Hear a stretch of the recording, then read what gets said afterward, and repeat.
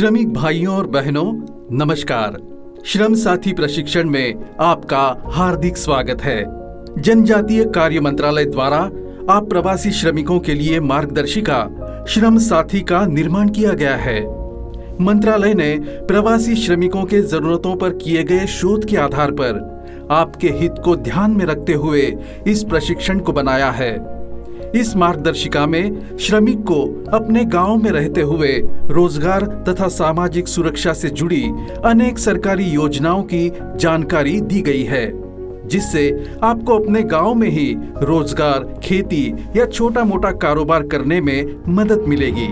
जो श्रमिक रोजगार के लिए शहरों में जाना चाहते हैं, उनके लिए भी ये प्रशिक्षण मार्गदर्शक बनेगा। इस मार्गदर्शिका में दिए गए सुझावों के द्वारा आपको शहरों में प्रवास के पहले की जानकारी, शहरों में रोजगार से जुड़े नियम और कानूनी जानकारी, सरकारी योजनाएं तथा स्वयं के अधिकार और जिम्मेदारियों से अवगत कराया जाएगा। इस प्रशिक्षण में आपको 18 खंडों में जानकारी मिलेगी। हमें पूरा विश्वास है कि ये प्रशिक्षण आप श्रमिकों के लिए जानकारी से संरक्षण प्रदान करने में मददगार होगा तथा इसके नियमित इस्तेमाल से हमारे श्रमिक सक्षम तथा आत्मनिर्भर होंगे। सक्षम श्रमिक, बलशाली भारत। जय हिंद, वंदे मातरम। श्रमिक भाइयों और बहनों, इस खंड में हम आपको अपने गांव में मिलने वाली सरकारी योजनाओं की जानकारी देंगे। आप अपने गांव में रहते हुए काफी सरकारी योजनाओं का लाभ उठा सकते हैं, जिसके लिए आपको अपने पंचायत सेवक तथा सचिव, ग्राम सेवक अथवा निकट के जन सेवा केंद्र यानी CSC से ज्यादा जानकारी तथा पंजीयन के लिए संपर्क कर सकते हैं। महात्मा गांधी राष्ट्रीय ग्रामीण रोजगार योजना अर्थात मनरेगा, इस योजना में जुड़कर आप कम से कम 100 दिन का रोजगार अपने गांव में ही पा सकते हैं। पंजीकृत होने पर अपना मनरेगा जॉब कार्ड अपने रोजगार सेवक से अवश्य ही प्राप्त करें। आयुष्मान भारत योजना के तहत आप अपने परिवार के लिए 5 लाख रुपए बीमा का लाभ उठाकर बीमारी में होने वाले खर्चे से निजात हासिल कर सकते हैं। प्रधानमंत्री मुद्रा योजना यानी PMMY कोई भी भारतीय नागरिक जो अपना छोटा कारोबार शुरू करना चाहता है, वो PMMY के तहत लोन ले सकता है। अगर आप मौजूदा कारोबार को आगे बढ़ाना चाहते हैं और उसके लिए पैसे की जरूरत है, तो आप प्रधानमंत्री मुद्रा योजना के तहत 10 लाख रुपए तक का लोन ले सकते हैं। मुद्रा योजना के लिए आपकी नजदीकी बैंक में आवेदन कर सकते हैं। इस योजना में 3 तरह के लोन दिए जाते हैं। शिशु लोन, नए कारोबार के लिए शिशु लोन के तहत 50,000 रुपए तक के लोन दिए जाते हैं। किशोर लोन, कारोबार बढ़ाने के लिए किशोर लोन के तहत 50,000 से 5 लाख रुपए तक के लोन दिए जाते हैं। तरुण लोन, पुराने कारोबार के लिए तरुण लोन के तहत 5 लाख से 10 लाख रुपए तक के लोन दिए जाते हैं।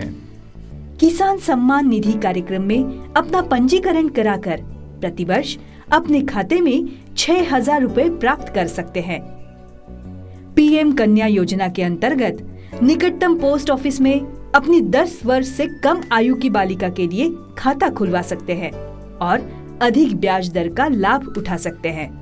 राष्ट्रीय सामाजिक सहायता कार्यक्रम के अंतर्गत आप आपके ऊपर आश्रित परिवारजनों के लिए राष्ट्रीय वृद्धावस्था पेंशन योजना, राष्ट्रीय विधवा पेंशन योजना, राष्ट्रीय विकलांग पेंशन योजना तथा राष्ट्रीय पारिवारिक लाभ योजना का लाभ उठा सकते हैं। राष्ट्रीय ग्रामीण आजीविका मिशन यानी NRLM के अंतर्गत आप आपके गांव में स्वयं सहायता समूह में जुड़कर अपनी पारिवारिक आय की वृद्धि कर सकते हैं। अपने गांव में वन धन योजना का लाभ जरूर लें, ताकि आप वन उपज पर आधारित अपना छोटा व्यवसाय शुरू कर सकते हैं। इसके लिए आप अपने स्वयं सहायता गट से तथा पंचायत से इसकी जानकारी लें। प्रधानमंत्री आवास योजना ग्रामीण, इस योजना का लाभ उठाकर मुफ्त में आप अपना घर बना सकते हैं।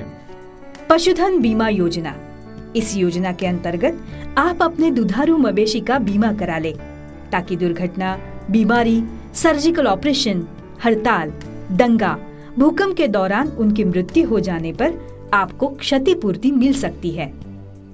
किसान क्रेडिट कार्ड यानी KCC, इस योजना में आपको 1,06,000 रुपए तक का लोन बिना गारंटी मिल सकता है। कृषि विकास केंद्र, कृषि विकास योजना के अंतर्गत कृषि विकास केंद्र से उन्नत कृषि पद्धति के बारे में जानें, जहां से आपको कृषि योजनाओं की जानकारी मिल सकती है। मछुआरों के लिए केंद्रीय सहायता योजना, इसमें घर के निर्माण में आर्थिक सहायता मिलेगी।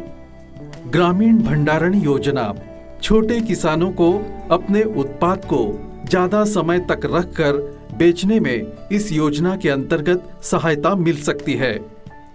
जननी सुरक्षा योजना, ये राष्ट्रीय स्वास्थ्य मिशन यानी NHM के तहत एक सुरक्षित मातृत्व कार्यक्रम है, जिसमें गर्भवती महिलाओं को हर माह 500 रुपए तक आर्थिक मदद मिल सकती है। आंगनबाड़ी योजना यानी ICDS, ये 6 वर्ष तक के उम्र के बच्चों, गर्भवती तथा स्तनपान करने वाली महिलाओं को स्वास्थ्य, पोषण एवं शैक्षणिक सेवाओं का एकीकृत सेवा प्रदान करने वाली योजना है। आपके परिवार में 6 साल से कम उम्र के बच्चे और गर्भवती महिला है तो आप इस योजना का लाभ जरूर लें। राष्ट्रीय बाल श्रम परियोजना, इस योजना में बाल मजदूरी से छुड़ाए गए बच्चों को तथा उनके परिवारों को शिक्षा में तथा कुटुंब लाभ मिल सकता है। कस्तूरबा गांधी बालिका विद्यालय, ये योजना अनुसूचित जाति एवं जनजाति, पिछड़ा वर्ग तथा अल्पसंख्यक वर्गों की बालिकाओं के आवासीय शिक्षा के लिए है। निकटतम आश्रय स्कूल या एकलव्य मॉडल आवासीय विद्यालय में अपने बच्चों की मुफ्त शिक्षा ग्रहण कर सकते हैं। एकलव्य मॉडल निवासी स्कूल, जनजाति मंत्रालय द्वारा चलाए गए एकलव्य मॉडल स्कूल दूरस्थ क्षेत्रों में अनुसूचित जनजाति के बच्चों को उच्च और व्यावसायिक शिक्षा के अवसरों का लाभ देने तथा विभिन्न क्षेत्रों में रोजगार प्राप्त करने में सक्षम बनाने के लिए गुणवत्तापूर्ण शिक्षा प्रदान करते हैं। सक्षम योजना, इस योजना के अंतर्गत दिव्यांग बच्चों को उच्च शिक्षा हेतु छात्रवृत्ति मिलेगी। छात्रवृत्ति योजनाएं, जनजाति मंत्रालय द्वारा जनजाति बच्चों के लिए 9वीं कक्षा से लेकर PhD और पोस्ट डॉक्टरेट डिग्री तक विभिन्न स्कॉलरशिप प्रदान किए जाते हैं। प्री मैट्रिक स्कॉलरशिप स्कीम, ये स्कॉलरशिप 9वीं 10वीं में पढ़ने वाले छात्रों के लिए लागू है। उच्च शिक्षा नेशनल फेलोशिप स्कीम, ये केंद्रीय सरकार द्वारा ST छात्रों को MPhil और PhD करने के लिए जारी योजना है। नेशनल ओवरसीज स्कॉलरशिप, ST छात्र जो विदेश में engineering, management, science, fine arts, applied science, कृषि विज्ञान, medicine, international commerce, account, finance, humanities या सामाजिक विज्ञान में मास्टर्स डिग्री या PhD करना चाहते हैं, उनके लिए ये स्कॉलरशिप दी जाती है। National scholarship scheme top class, केंद्र सरकार द्वारा जारी प्रीमियर संस्थानों जैसे IIT, AIIMS, IIM, NIIT में उच्च अध्ययन करने के लिए ST छात्रों को ये छात्रवृत्ति प्रदान की जाती है। सबला, महिला बाल विकास मंत्रालय द्वारा किशोरी सशक्तिकरण योजना में 11 से 18 वर्ष की बालिकाओं में पोषण, प्रशिक्षण एवं जागरूकता को बढ़ावा दिया जाता है। आप रोजगार के लिए शहर में जा रहे हैं तो इस विभाग में आपको प्रवास के दौरान ध्यान रखने की विशेष जानकारी मिलेगी। रोजगार प्रवास के दौरान आप इन दस्तावेजों को हमेशा आपके साथ ले जाएं। आपको ये कागजात जरूरी हो सकते हैं, जैसे कि रोजगार, स्वास्थ्य सेवा या अन्य सरकारी सेवाओं के लाभ लेने के लिए इनकी जरूरत पड़ सकती है। 1. Ration card, 2. आधार कार्ड, 3. Pan card, 4. श्रम संगठन द्वारा निर्गत कार्ड, अगर आप किसी श्रम संगठन से निबंधित है। 5. अगर आप वाहन चालक का काम करते हैं अथवा करना चाहते हैं तो ड्राइविंग लाइसेंस व्यावसायिक। 6. पासपोर्ट, अगर आप अंतर्राष्ट्रीय सीमा के पास काम करते हैं। 7. Voter card. 8. जन्म प्रमाण पत्र, परिवार में जन्मे हर बच्चे का जन्म प्रमाण पत्र सुनिश्चित करें। 9. शिक्षात्मक प्रमाण पत्र। 10. किसी प्रकार के प्रशिक्षण का प्रमाण पत्र, अगर प्रशिक्षण प्राप्त किया हो। 11. जाति प्रमाण पत्र। 12. आय प्रमाण पत्र। 13. अगर आप हथियारबंद सुरक्षा प्रहरी का कार्य करते हैं तो वैध हथियार यानी आर्म रखने का वैध लाइसेंस। 14. रेलवे पहचान पत्र, अगर आप भारतीय रेल के लिए कूली अथवा मजदूर का काम करते हैं। 15. दिव्यांगों के लिए UDID यानी स्वावलंबन कार्ड। 16. विवाह प्रमाण पत्र। 17. Ayushman Bharat health card. यात्रा से पहले की आवश्यक जानकारी। आप रोजगार के लिए शहर में जा रहे हैं तो इस विभाग में आपको यात्रा से पहले की आवश्यक जानकारी मिलेगी। जब आप प्रस्थान की तैयारी कर रहे हैं तो प्रस्थान के पूर्व ये सुनिश्चित कर लें कि आपके पास सभी जरूरी दस्तावेजों की प्रतियां उपलब्ध हैं। कुछ प्रतियां कम से कम 2 आपके स्थायी पते या स्थायी घर पर भी होनी चाहिए। आप अपने निकट के जन सेवा केंद्र यानी CSC अथवा प्रज्ञा केंद्र की मदद से अपने सारे दस्तावेजों की सॉफ्ट कॉपी डिजी लॉकर में भी रखवा लें। प्रस्थान के पहले अपने परिवार, समुदाय के अगुआ या मुखिया तथा अपने पंचायत को आपके प्रवास से जुड़ी सारी जानकारी दे सकते हैं, जैसे कि आपके रहने और रोजगार का पता, आपके ठेकेदार का नाम और फोन नंबर इत्यादि, जिससे किसी परेशानी के समय आपको जानकारी दे सकें या आपात स्थिति में आपकी मदद की जा सके। प्रस्थान के पूर्व निकटतम प्रवासी संसाधन केंद्र में यानी MRC में, जो ग्रामीण मंत्रालय की ओर से चलाए जाते हैं, और जिला श्रम कार्यालय में निबंधन जरूर सुनिश्चित करें, जिससे आपको सरकारी योजनाओं में पंजीकरण होने की अधिक जानकारी मिल सकती है। प्रस्थान पूर्व अपनी यात्रा के पूर्ण कार्यक्रम के बारे में अपने घर के लोगों को अवगत करें। अगर अपना टिकट खुद से खरीद रहे हैं तो उसे हमेशा काउंटर या किसी अधिकृत यात्रा प्रतिनिधि यानी एजेंट से ही खरीदें। प्रवास सरकारी बस या ट्रेन से ही करें, ताकि प्रवास में कोई भी दुर्घटना होने से आपको सरकारी मदद मिल सकती है, जो प्राइवेट एजेंसी से नहीं मिलेगी।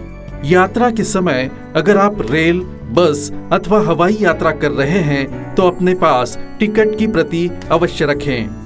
एक प्रति अपने स्थायी पते या स्थायी घर पर भी उपलब्ध करें। रेल अथवा हवाई यात्रा के समय सभी जरूरी नियमों का पालन करें, जिससे कि आपकी यात्रा सुगम तथा सुरक्षित हो। यात्रा के समय अपने सामान का विशेष ध्यान रखें। उन्हें अकेला कभी न छोड़ें। अगर आप बस से यात्रा कर रहे हैं तो बस के छत के ऊपर बैठकर कभी भी यात्रा न करें। अगर आपका स्वास्थ्य खराब है या आप शारीरिक तथा मानसिक तौर पर सहज महसूस नहीं कर रहे हैं तो यात्रा न करें, इससे आपको हानि हो सकती है। यात्रा के पूर्व अथवा यात्रा के समय किसी भी प्रकार के मादक पदार्थ का सेवन न करें। किसी भी व्यक्ति से कोई भी खाने अथवा पीने का सामान न ले। खाने तथा पीने का सामान रेल के अधिकृत दुकान एवं व्यक्ति से ही खरीदे। यात्रा करते समय अपने सहयोगी यात्रियों से अभद्र व्यवहार न करें। यात्रा के समय ध्यान रखने की बातें। अगर आपसे कोई अभद्र व्यवहार कर रहा है तो इसकी सूचना यात्रा के टिकट परीक्षक यानी TTE तथा रेलवे सुरक्षा बल यानी RPF को तुरंत करें। लड़कियां तथा महिलाएं जो समूह में यात्रा कर रही है, उनके साथ परिवार के लोग सुनिश्चित करेंगे कि सभी लड़कियां अथवा महिलाएं सकुशल अपने अंतिम गंतव्य तक पहुंच जाएं। अपने यात्रा टिकट अथवा बोर्डिंग पास को यात्रा के 6 महीने बाद तक सुरक्षित रखें। जरूरी पंजीकरण। श्रमिक होने के नाते कुछ जरूरी पंजीकरण कराने संबंधित जानकारी रखना जरूरी है। इस खंड में हम आपको श्रमिक पंजीकरण संबंधी महत्वपूर्ण जानकारी देने का प्रयास करेंगे। अगर आप निर्माण यानी बांधकाम क्षेत्र में काम करते हैं तो निर्माण मजदूर कल्याण बोर्ड में अपना पंजीकरण जरूर कराएं। इससे आपको बीमा, बच्चों की शिक्षा में मदद और पेंशन का लाभ होगा। अगर आप किसी भी अन्य क्षेत्र में काम करते हैं तो असंगठित मजदूर कल्याण बोर्ड में अपना पंजीकरण जरूर कराएं। सभी प्रवासी कामगार अपने जिला श्रम कार्यालय में अपना पंजीकरण अवश्य करवाएं। इससे उन्हें श्रम कार्यालय से उपलब्ध सरकारी योजनाओं का लाभ जैसे कि दुर्घटना बीमा मिल सकता है।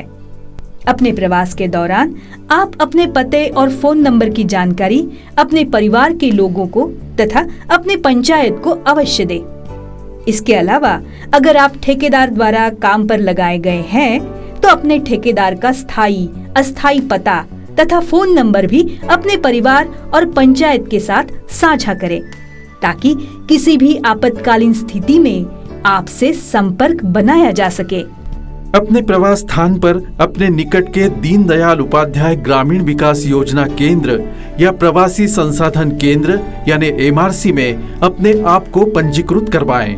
इसके अलावा अपने प्रवासी शहर में अपने निकट के श्रम कार्यालय में जाकर अपने अधिकारों और सरकारी योजनाओं के बारे में जानकारी ले सकते हैं।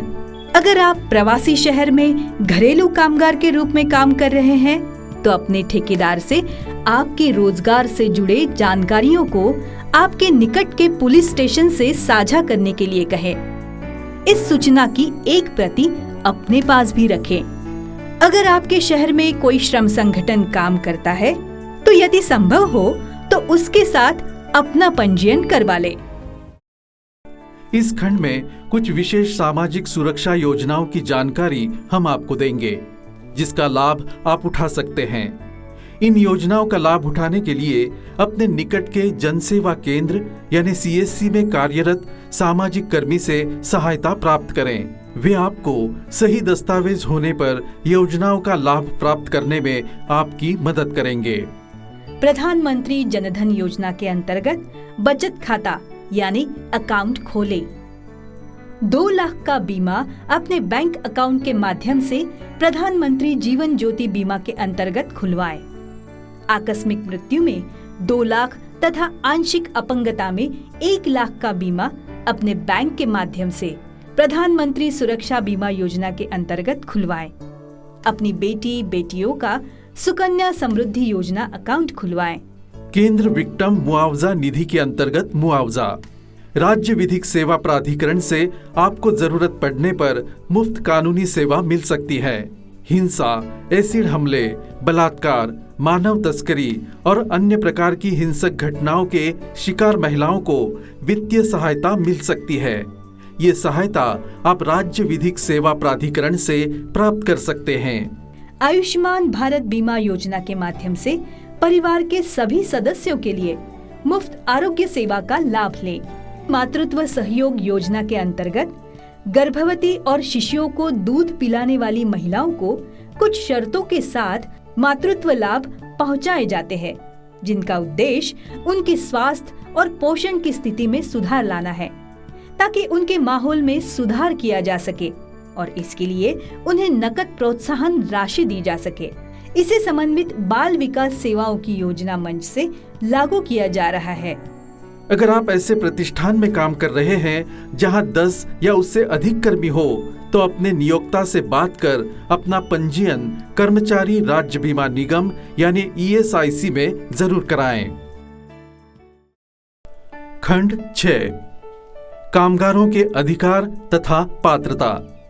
इस खंड में हम श्रमिकों के अधिकारों की जानकारी देंगे। आप अपने रोजगार, ठेका या कार्य की नियम तथा शर्तें अपने ठेकेदार या मालिक से लिखित में प्राप्त कर सकते हैं। ऐसे लिखित करार में आपकी जिम्मेदारी तथा आपके अधिकार भी वर्णित होंगे। ये आपका अधिकार है जो आप अपने मालिक से मांग सकते हैं। ऐसा करने से आप और आपका नियोक्ता दोनों के लिए काम के नियमों को लेके आसानी हो सकती है।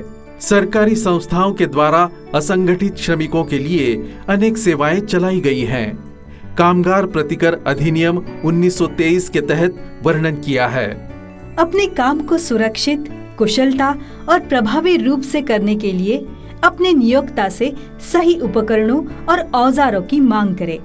व्यावसायिक सुरक्षा उपायों जैसे उच्च दृश्यता पोशाक, हेलमेट, चश्मा, दस्ताने, गमबूट, मास्क, कान के प्लग आदि का प्रयोग अपने काम की जरूरत को ध्यान में रखते हुए हमेशा करें।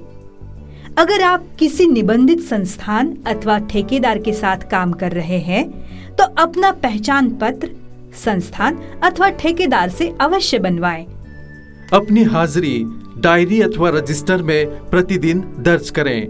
बायोमेट्रिक सिस्टम लगा होने पर हर दिन अपनी उपस्थिति उस सिस्टम में दर्ज करें। महिला तथा पुरुष एक समान कार्य के लिए एक समान मजदूरी के हकदार हैं। ध्यान रखें कि आपको प्रवासी राज्य के तय न्यूनतम दैनिक मजदूरी दर से कम ना मिल रहा हो।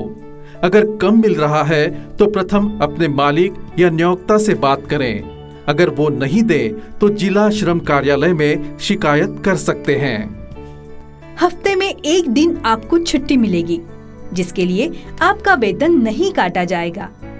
मजदूरी भुगतान से संबंधित कोई भी शिकायत आप लेबर कोर्ट में 1 साल तक दर्ज करवा सकते हैं। काम के दौरान दुर्घटना होने पर काम करने वाला तथा काम पर ले जाने वाला दोनों ही जिम्मेदार होंगे। मुआवजे की राशि आपके और आपके नियोक्ता के बीच कार्य शुरू होने से पहले तय होनी चाहिए।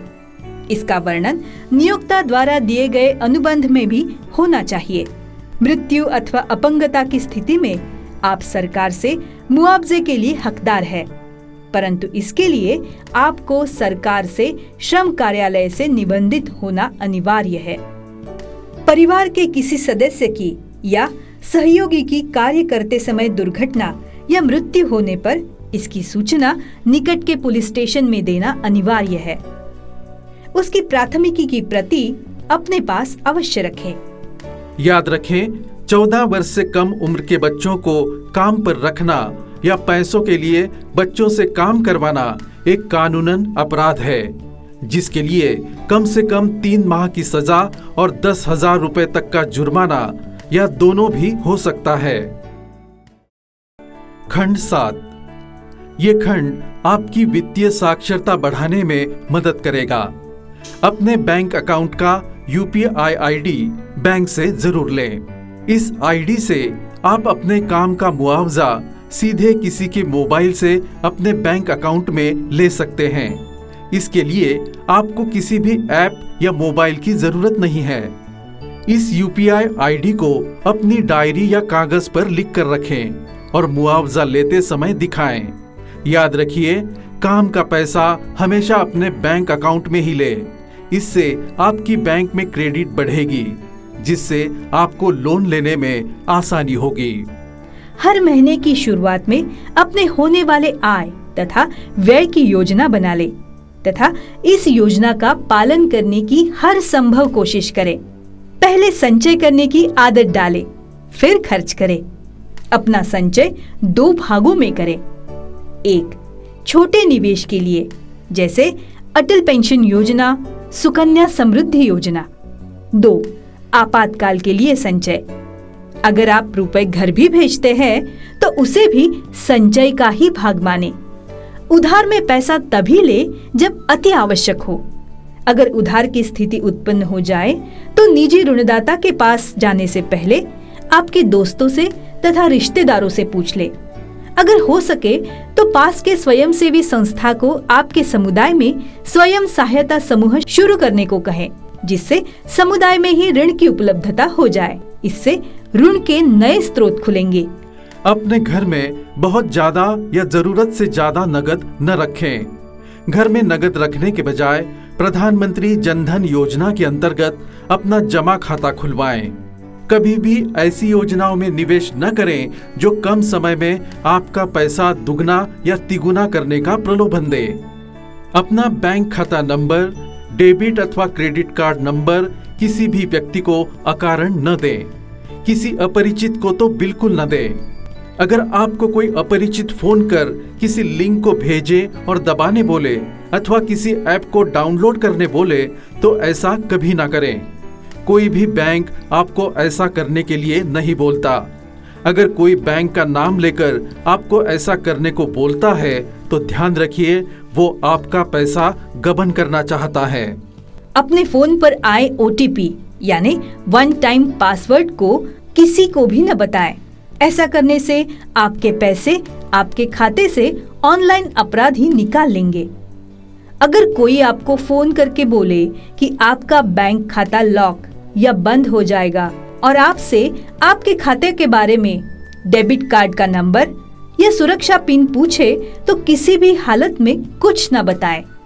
किसी प्रकार का संदेह या सवाल हो तो अपने बैंक से सलाह लें।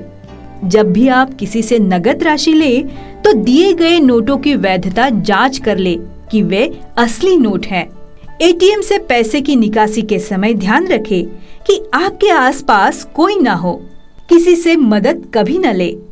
हमेशा ऐसे ATM से पैसे की निकासी करे जो किसी बैंक के अंदर अथवा किसी बैंक से जुड़ा हो। अपने डेबिट कार्ड को ध्यान से रखें। कार्ड को पानी से दूर रखें तथा उसे मोड़े नहीं। उसके पीछे सफेद पट्टी पर अपने हस्ताक्षर जरूर करें। अगर कभी आपका कार्ड खो जाए तो इसकी सूचना तुरंत बैंक के मुफ्त हेल्पलाइन नंबर पर दें जो कार्ड के पीछे लिखा होता है। ये नंबर आपके फोन पर मौजूद होना चाहिए। खंड 8। इस खंड में आपके स्वास्थ्य के लिए कुछ महत्वपूर्ण जानकारी हम देंगे। हमेशा घर का बना गर्म खाना ही सेवन करें जिसमें आप हरी सब्जी, दाल, चावल, रोटी, सलाद शामिल करें। रोजाना एक बार दूध या दही का भी सेवन अवश्य करें। मांस में चिकन या मछली का सेवन करें। याद रखें, लाल मांस खाने से बचें। इससे आपकी सेहत को हानि हो सकती है। बाहर का खाना न खाएं। यदि उपयोग करना पड़े तो गर्म खाने का ही सेवन करें। अपने पास हमेशा कुछ सूखा खाना रखें जिसे आप काम के दौरान भी खा सकते हो। पीने का पानी हमेशा सुरक्षित स्रोत से ही इस्तेमाल करें, जैसे सरकारी नल अथवा कुआं जो 100 फीट से गहरा हो। पानी को हमेशा छानकर और उबाल कर ही सेवन करें। काम पर जाने से पहले पेट भर भोजन करें और पर्याप्त पानी का सेवन करें। किसी भी बर्तन से पानी निकालते समय लंबे हाथ वाले कलछुल का प्रयोग करें। कभी भी पीने के पानी के बर्तन में हाथ या उंगली न डुबाएं। खाना खाने से पहले तथा शौच के बाद हमेशा अपने हाथ साबुन से धोएं। खाना खाने तथा बनाने वाले बर्तन हमेशा साफ रखें। स्वास्थ्य सेवाएं प्राप्त करने के लिए अपने निकट के सरकारी स्वास्थ्य केंद्र में जाएं तथा निकट के स्वास्थ्य केंद्र के बारे में अधिक जानकारी आप आंगनबाड़ी केंद्र अथवा पुलिस से ले सकते हैं। आप अपने पास के स्वास्थ्य केंद्र में जाकर अपने रक्तचाप और ब्लड शुगर की नियमित जांच अवश्य कराएं। अपने निकट के आंगनबाड़ी से सरकार द्वारा मुफ्त में दिए जाने वाले अल्बेंदाजोल तथा आयरन की गोलियां अपने परिवार के लिए अवश्य प्राप्त करें। अपने घर में हमेशा एक प्राथमिक चिकित्सा किट यानी फर्स्ट एड बॉक्स जरूर रखें। इसमें आप बुखार, दर्द, उल्टी, दस्त, ORS का पैकेट, रुई, पट्टी, घाव में लगाने के लिए दवाई तथा थर्मामीटर अवश्य रखें। अपने परिवार नियोजन के बारे में जानने के लिए अपने निकट के स्वास्थ्य केंद्र में जरूर जाएं। ध्यान रखें कि आपके बच्चे को संपूर्ण टीकाकरण मिले। बच्चे का टीकाकरण कार्ड बच्चे के जन्म के समय ही बनाना सुनिश्चित करें। इस कार्ड को सुरक्षित रखें। मानसिक तौर पर अपने को स्वस्थ रखने के लिए अपने परिवार के लोगों और मित्रों से हमेशा बात करें। अगर आप किसी रोग से ग्रस्त है तो उस रोग को टाले नहीं और तुरंत स्वास्थ्य सहायता लें। किसी मादक पदार्थ का सेवन न करें जिससे आपके स्वास्थ्य को क्षति हो सकती है। महिलाओं को खासकर अपने स्वास्थ्य का ध्यान रखना, जैसे कि उन्हें अपने साफ सफाई, जिसमें मासिक धर्म से संबंधित साफ सफाई जुड़ी है, उसका विशेष ध्यान रखना पड़ेगा।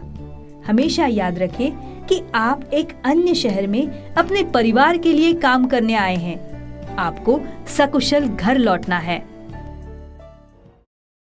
खंड 9 लैंगिक तथा यौन उत्पीड़न से रोकथाम।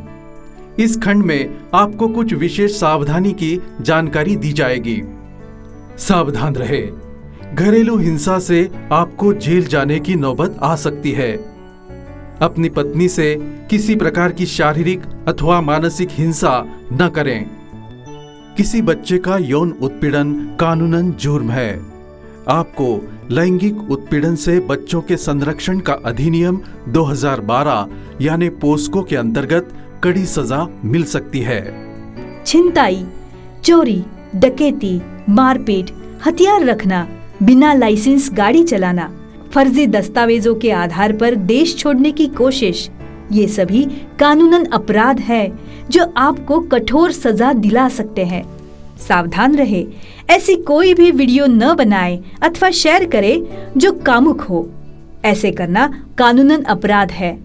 ऐसी कोई भी सूचना, संदेश, वीडियो, ऑडियो अपने फोन, कंप्यूटर अथवा लैपटॉप से शेयर न करे जिससे किसी की धार्मिक अथवा जातीय भावना को ठेस पहुंचे। ऐसा करना भी एक अपराध है। अगर आप एक महिला है और घरेलू हिंसा अथवा कार्य क्षेत्र में यौन उत्पीड़न की शिकार है तो कृपया चुप न रहें। चुप्पी तोड़े और इन सब के बारे में पास के स्वयंसेवी संस्था, पुलिस और कानूनी संस्थाओं को अवगत कराएं और उनसे जरूरी मदद लें। अगर आपके आसपास कोई भी संदेह वस्तु या बैग दिखे या कुछ भी गैर कानूनी का संदेह लगे तो तुरंत 100 पर कॉल करके पुलिस को सूचना दे। हमेशा सावधान रहे और देश के कानून का सम्मान करें। खंड 10। इस खंड में हम आपको आपके सामाजिक पूंजी को विकसित करने के तरीके बताएंगे। प्रवास के दौरान जिस जगह पर आप ठहरे हो वहां की परिस्थितियों के बारे में जानें, जो हर रोज लोगों के जीवन को प्रभावित करते हैं, जैसे कि पानी, बिजली तथा रोजगार के अवसर।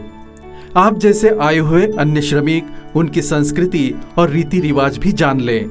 सिर्फ अपने ही गुट में न रहें और श्रमिकों के साथ भी मिले और उन्हें जानें। अपने आप को प्रजातांत्रिक तरीकों से संगठित करें और परिस्थितियों और चुनौतियों को कारगर तरीके से हल करने की कोशिश करें। किसी भी आपातकाल या आपदा के समय साथ में मिलकर उसका मुकाबला करें।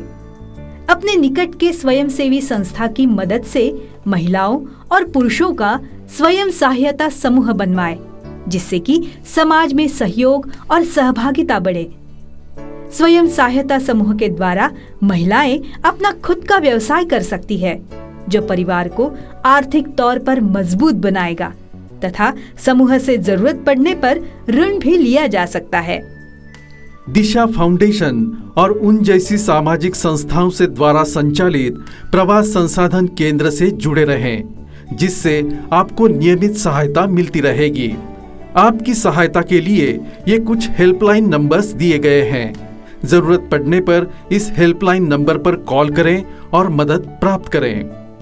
प्रवासी श्रमिकों के लिए राष्ट्रीय helpline number 726-390-7799।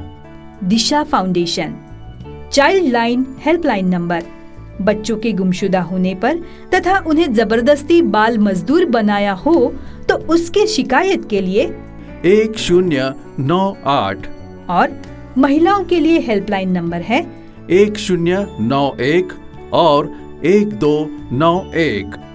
Police helpline number 100। सार्थक युवा लोगों के लिए करियर मार्गदर्शन और परामर्श 96-280-52-777 और 96-280-19278। नशा मुक्ति के लिए हेल्पलाइन 96-280-19279। नवज्योति व्यसन हेल्पलाइन 75-10-490। शरण ड्रग ड्रॉप हेल्पलाइन सेंटर 29646337, राष्ट्रीय मानवाधिकार आयोग 011-233-85368 और 9810298900। खंड 11। इस खंड में हम आपको अनेकों कौशल विकास के अवसरों के बारे में बताएंगे। आपका हुनर ही आपकी प्रगति का आधार है। हुनर को प्रशिक्षण से बढ़ाएं। आपके हुनर को बढ़ाने के लिए ये कुछ योजनाएं मददगार होंगी। आप जहां प्रवास कर रहे हैं वहां की स्थानीय भाषा को सीखने का प्रयत्न करें। अगर आपके आसपास मुफ्त में या इंटरनेट से अंग्रेजी सीखने की सहूलियत हो तो अंग्रेजी जरूर सीखें। प्रधानमंत्री कौशल विकास योजना। अगर आप बेरोजगार युवा हैं तो तुरंत ही प्रधानमंत्री कौशल विकास केंद्र में अपना नामांकन करवाएं। अगर काम के अलावा भी आपके पास समय है तो सरकारी ITI में शागिर्दी प्रशिक्षण अथवा शिल्पकार प्रशिक्षण में स्वयं को नामांकित करें। ITI कोर्स के लिए 8वीं, 10वीं और 12वीं पास छात्र एडमिशन ले सकते हैं। अगर आपको गवर्नमेंट ITI में एडमिशन मिल जाता है तो कोई फीस नहीं देनी होगी, लेकिन अगर आप प्राइवेट कॉलेज में करना चाहते हैं तो वहाँ के कॉलेज के अनुसार आपको फी देनी होगी। अगर आप गांव में रहते हैं और आपकी उम्र 15 से 35 साल है तो आप मुफ्त में प्रधानमंत्री कौशल विकास योजना और दीनदयाल उपाध्याय ग्रामीण विकास योजना के अंतर्गत कौशल विकास का प्रशिक्षण प्राप्त कर सकते हैं। अगर आप अपंग हैं तो सरकारी ITI से आप निःशुल्क प्रशिक्षण प्राप्त कर सकते हैं, जिसके लिए आपको सहायता राशि भी सरकार देगी। विकलांग जनों के बौद्धिक और शारीरिक क्षमताओं के दृष्टिगत उनके कौशल विकास के लिए सरकारी या गैर सरकारी संस्थानों के माध्यम से प्रशिक्षण आयोजित करके उन्हें स्वयं रोजगार के अवसर प्रदान करना। सीखो और कमाओ योजना। हरित कौशल विकास योजना यानी green skill development programme. Deendayal Antyodaya Yojana. सीखो और कमाओ योजना। अल्पसंख्यक वर्गों के कामगारों के लिए योजना। नई रोशनी योजना। अल्पसंख्यक महिलाओं में नेतृत्व विकास हेतु। समर्थ योजना। कपड़ा उद्योग में प्रशिक्षण हेतु। सेवा क्षेत्र में काम करने वालों के लिए प्रशिक्षण। हुनर से रोजगार कर। जनजातीय युवाओं के लिए व्यवसाय प्रशिक्षण। खाद्य प्रसंस्करण में प्रशिक्षण। Central institute of plastic engineering एवं टेक्नोलॉजी। राष्ट्रीय मुफ्त विद्यालय शिक्षा संस्थान उन कामगारों के लिए जो काम करते हुए अपनी शिक्षा को आगे बढ़ाना चाहते हैं। जन शिक्षा संस्थान अल्पसंख्यक कामगारों के लिए सीखो और कमाओ। अपग्रेडिंग स्किल एवं training in traditional art craft for development. नई मंजिल मौलाना आजाद राष्ट्रीय कौशल संस्था। युवाओं के लिए शागिर्दी और कौशल में उच्च शिक्षा। खंड 12। चलिए इस खंड में आपके काम की जगह पर ध्यान रखने की कुछ महत्वपूर्ण बातों की जानकारी लेते हैं। अपने काम की जगह पर हमेशा हंसमुख रहें। सभी को विनम्रता से अभिवादन करें। हमेशा काम पर समय से जाएं। अगर देरी हो रही है तो अपने नियोक्ता या ठेकेदार को फोन करके जानकारी दें। अगर आप सेवा क्षेत्र में हैं तो अपने सेवा साधक अथवा ग्राहक से विनम्रता से व्यवहार करें। अगर आप खाद्य उद्योग में हैं तो अपने नियोक्ता से आपको खाद्य प्रबंधन में प्रशिक्षण देने का आग्रह करें। अगर आप खाद्य सामग्री लेकर काम कर रहे हैं तो व्यक्तिगत साफ सफाई का पूर्ण ध्यान रखें। अगर आप वाहन चालक के तौर पर काम कर रहे हैं तो ट्रैफिक नियमों का पालन करें। कभी भी तय गति सीमा के ऊपर वाहन न चलाएं। अगर आप घरेलू कामगार हैं तो किचन और घर में उपयोग होने वाले उपकरणों के बारे में प्रशिक्षण जरूर ले। गृहस्वामी से बिना पूछे कोई भी उपकरण का प्रयोग न करें। अगर आप निर्माण क्षेत्र में काम कर रहे हैं तो हमेशा अपने आसपास के परिवेश का ध्यान रखें। हमेशा सावधान और सचेत रहें। अगर आप ऐसी जगह काम करते हैं जहां ज्वलनशील पदार्थ रखे हों, तो ध्यान रखें कि आपके या आपके साथ काम करने वाले किसी व्यक्ति के पास ऐसी वस्तु न हो जिससे आग लगने का खतरा हो। अगर आप अस्पताल या स्वास्थ्य उद्योग में काम करते हैं तो अपने कार्य की हर पहलू पर प्रशिक्षण अवश्य प्राप्त करें, जिससे कि आपकी और दूसरों की जान सुरक्षित रहे। अगर आप किसी विद्यालय में कार्यरत हैं तो किसी भी बच्चे को न छुएं, बच्चों से दूर से बात करें। अगर आप बस में सहायक का काम करते हैं और आपको बच्चों को चढ़ाने या उतारने की जरूरत पड़ती है तो उन्हें इस तरह चढ़ाएं अथवा उतारें कि कभी भी उनके शरीर के निजी जगहों को आप न छुएं। अपने विद्यालय के प्रधान अध्यापक से आपको बाल सुरक्षा तथा संरक्षण के बारे में प्रशिक्षण देने को कहें। किसी भी कार्य को करने से पहले उस कार्य की मार्गदर्शिका ठीक से पढ़कर समझ ले। उदाहरण के तौर पर किसी मशीन को चलाने से पहले उस मशीन के परिचालन के विधि को अच्छी तरह से समझ ले। अगर किसी मशीन, उपकरण अथवा साधन को मरम्मत की आवश्यकता है तो उसे टाले नहीं और तुरंत अपने पर्यवेक्षक यानी सुपरवाइजर को सूचित करे। कभी भी खराब, दोषपूर्ण मशीन, उपकरण या साधन का प्रयोग न करे, ये जानलेवा हो सकता है। अगर आप ऐसे किसी उद्योग में काम करते हैं जहां जहरीली गैस का खतरा है, वहां बिना मास्क तथा सांस लेने के उपकरण के बिना काम नहीं करें, ये जानलेवा हो सकता है। खंड 13। इस खंड में हम अंतर्राज्यीय प्रवासी मजदूर कानून 1979 के बारे में जानकारी देंगे। अगर आप दूसरे राज्य में रोजगार के लिए जा रहे हैं तो इसे अवश्य पढ़ें। ये कानून मजदूरों के अधिकारों की रक्षा के लिए ही बनाया गया है। इस अधिनियम के अंतर्गत रोजगार और सेवा की शर्तों का विनिमयन समाविष्ट है। ये कानून किसे लागू है? उस निर्माण व्यवस्था को जिसमें 5 या उससे अधिक अंतर्राज्यीय प्रवासी कामगार कार्यरत है, उस ठेकेदार को जिसके अंतर्गत 5 या अधिक अंतर्राज्यीय प्रवासी कामगार कार्यरत है। मजदूर भाइयों और बहनों, इस अधिनियम के अंतर्गत आपको ये सुविधाएं और लाभ मिलने चाहिए। नियमित रूप से सुनिश्चित मजदूरी का भुगतान, नियमित रोजगार अवधि, हफ्ते में 1 दिन की छुट्टी, स्त्री हो या पुरुष, उन्हें समान कार्य के लिए समान वेतन का अधिकार, रोजगार अवधि के दौरान उपयुक्त आवासीय सुविधा, निर्धारित और मुफ्त चिकित्सा सुविधा और काम की जगह पहनने जाने वाले सुरक्षा के साधन। अगर आप ठेकेदार हैं तो याद रखिए, ठेकेदार के पास सरकारी लाइसेंस होना जरूरी है। दोनों राज्यों के सरकारी निर्दिष्ट पदाधिकारियों को कामगार की पूरी जानकारी देना ठेकेदार का फर्ज है। कामगार का पासबुक उसका परिचय पत्र होगा।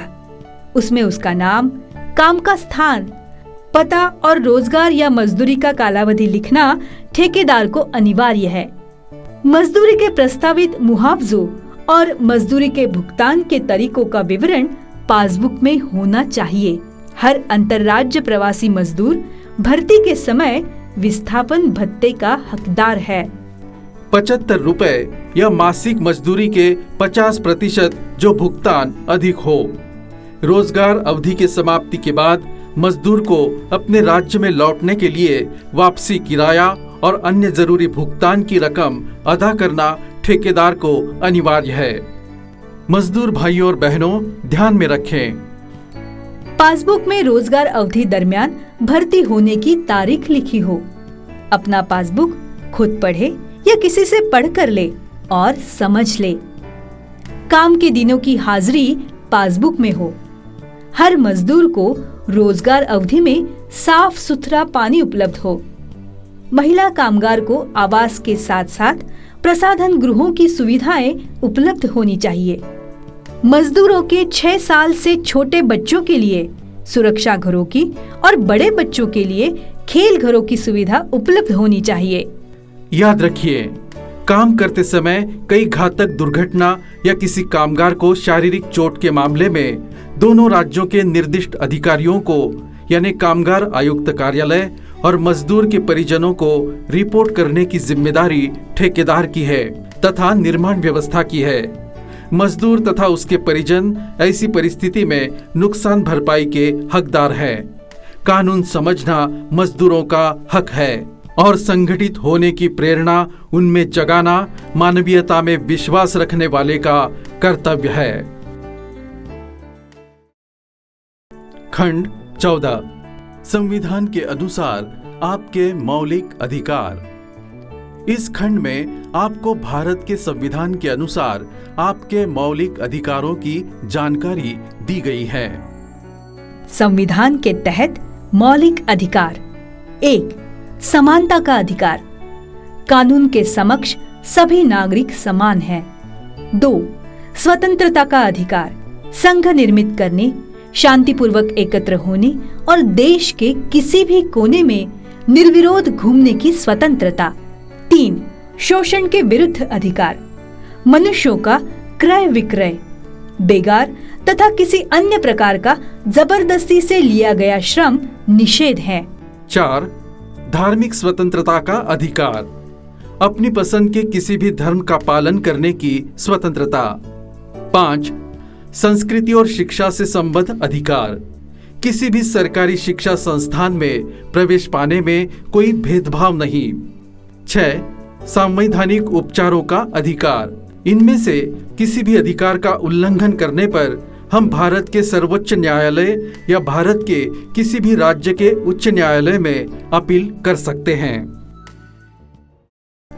खंड 15। इस खंड में अनुसूचित जनजाति और अन्य परंपरागत वन निवासी वन अधिकारों की मान्यता अधिनियम 2006 की जानकारी देंगे। सामुदायिक अधिकार जैसे कि वन संसाधनों पर नियंत्रण, जिसमें स्वामित्व के अधिकार के साथ गौण वनोपज के संग्रह, उपयोग और निपटान का अधिकार शामिल है। सामुदायिक वन संसाधनों, मछली पकड़ने एवं अन्य जल निकायों के संबंधित उत्पाद। चरागाह का अधिकार, विशेष रूप से कमजोर आदिवासी समूहों के लिए आवास अधिकार। घुमंतु एवं चरवाहों समुदायों को पारंपरिक मौसमी संसाधन के पहुंच के अधिकार। बौद्धिक संपदा और पारंपरिक ज्ञान के लिए जैव विविधता और सामुदायिक अधिकारों तक पहुंच का अधिकार। वन में रहने वाले समुदायों द्वारा अन्य पारंपरिक और प्रथागत अधिकारों के उपभोग करने का अधिकार।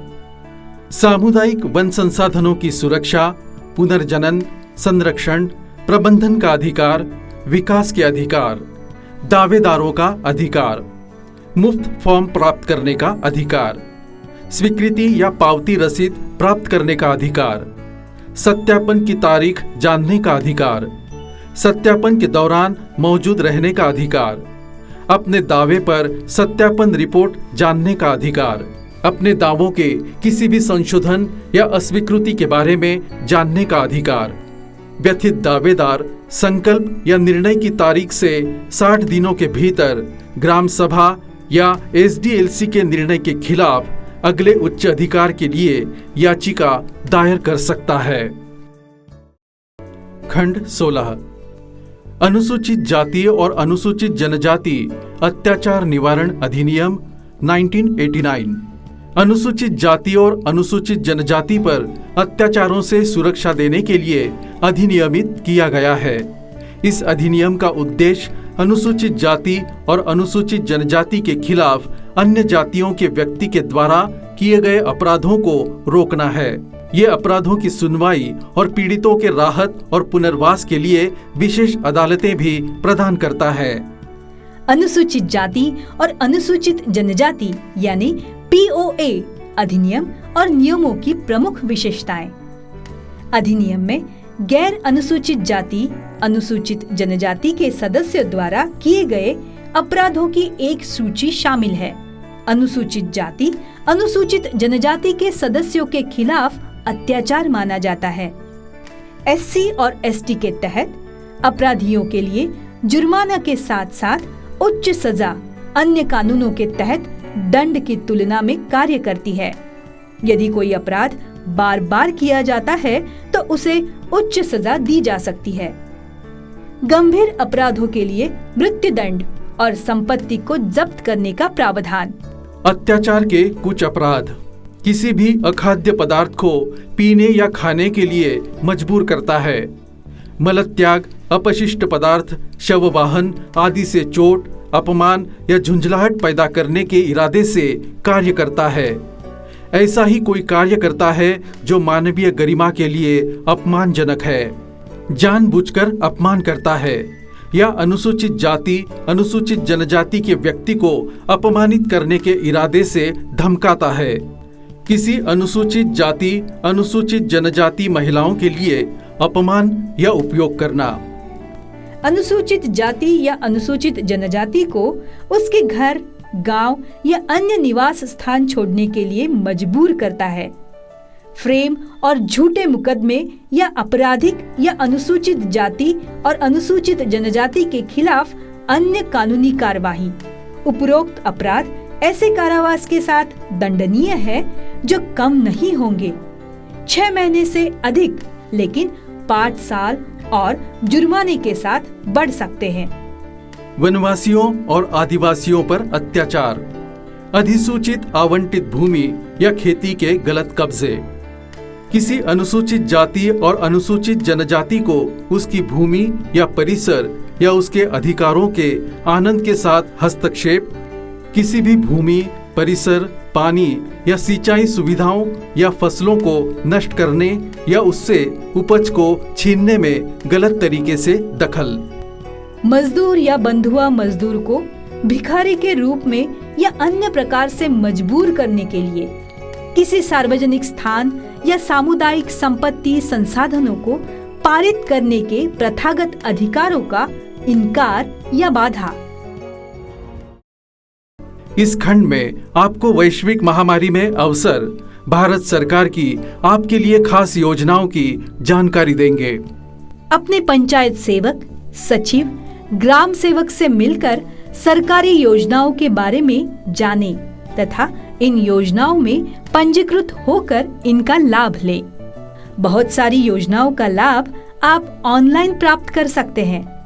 इन योजनाओं के बारे में जानने के लिए अपने पास के जन सेवा केंद्र यानी CSC अथवा प्रवास संसाधन केंद्र यानी MRC में जाएं। जन सेवा केंद्र में जो जरूरी दस्तावेज आपके पास नहीं है वो भी बनवा लें। अपने गांव के रोजगार सेवक से मिलकर मनरेगा योजनाओं में स्वयं को पंजीकृत करें और अपना जॉब कार्ड बनवा लें। गांव या गांव के पास ही काम के लिए रोजगार सेवक से निरंतर संपर्क में रहें। प्रधानमंत्री गरीब कल्याण योजना के अंतर्गत सभी गरीब परिवारों को सरकार से सामाजिक सहायता दी गई है। इसके अलावा सरकार ने रोजगार योजना में दिहाड़ी 182 से 202 रुपए कर दी है। किसानों को अप्रैल के पहले हफ्ते में 2000 रुपए की पहली किश्त दे दी गई है। श्रमिक अपने PF अकाउंट से 75% या 3 महीने का वेतन, दोनों में जो कम हो, निकाल सकते हैं। 20,000 जनधन अकाउंट धारक महिलाओं को अप्रैल से 3 महीने तक हर महीने 500 रुपए दिए गए हैं। उज्ज्वला योजना के लाभुकों को 3 महीने तक गैस सिलेंडर मुफ्त दिया गया। बुजुर्ग, दिव्यांग और विधवाओं को 1,000 रुपए 2 किश्तों में दिए गए।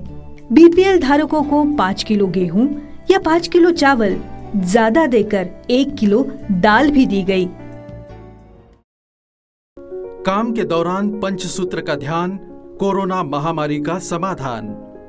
इस खंड में आपको कोरोना के समय में काम के दौरान ध्यान रखने की विशेष जानकारी देंगे। घर से बाहर निकलते समय और काम के दौरान मुंह और नाक को मास्क, गमछे या साफ कपड़े से ढक कर रखें। 2 लोगों के बीच 1 मीटर की दूरी रखें। गले मिलना, हाथ मिलाना वर्जित है। 20 सेकंड तक बार बार साबुन से हाथ धोएं। सार्वजनिक स्थानों पर न थूकें। अपनी आँख, नाक या मुंह को न छुएं। गर्म पानी पीते रहें। पौष्टिक आहार का सेवन करें। बुखार, सूखी खांसी, सांस की परेशानी जैसे लक्षण दिखने पर डॉक्टर से जांच कराएं।